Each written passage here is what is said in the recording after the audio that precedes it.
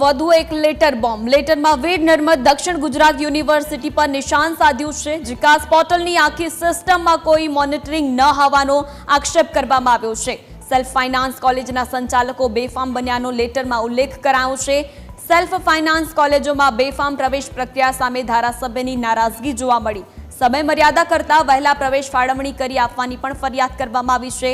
યોગ્ય monitoring system ગોઠવવા માટે ધારાસભ્યએ માંગણી કરી છે। પ્રવેશ પ્રક્રિયા થઈ છે એની અંદર પારદર્શકતા સરળતા નથી, કંઈક ને કંઈક ખોટું થયું છે ને એટલા માટે મેં મુખ્યમંત્રીને એના ધ્યાન પર વાત મૂકી છે કે જે કોલેજની પ્રવેશ પ્રક્રિયા શરૂ થઈ છે એમાં ગેરરીતિઓ થઈ છે, ખોટું થયું છે, વિદ્યાર્થીઓને અન્યાય થઈ રહ્યો છે। માનો કે એક કોલેજને 200 એડમિશન આપવાના છે, 200 સીટ છે, તો એમને 200 એડમિશન આપવાની વાત કરી છે। કેવી રીતે આપી, શું આપવું, એની કોઈ સ્પષ્ટ વાત નથી।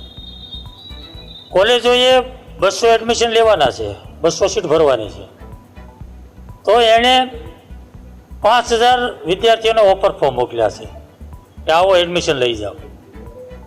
25 તારીખ સુધીમાં પ્રક્રિયા પૂરું કરવાની હતી, તો એણે વહેલા તે પહેલાં ધોરણે 2 દિવસમાં એડમિશન આપી દીધા। 200 એડમિશન આવ્યા પછી હવે જે લોકો આવે છે, ઓફર ફોર્મ જેને મળ્યા છે એ લોકોને ના પાડવામાં આવે। કેવી રીતે પ્રક્રિયા થઈ છે, બીજી વાર એને શું પ્રોસેસ કરવાની છે, કોઈ માર્ગદર્શન, કોઈ ગાઈડલાઈન નહીં।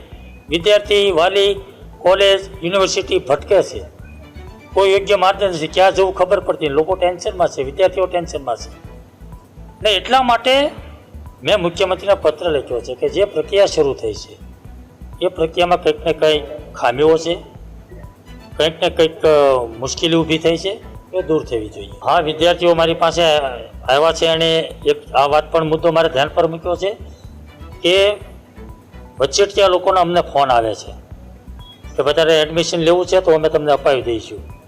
તો મેં એટલા માટે જ કીધું કે પારદર્શકતા અને સરળતા નથી।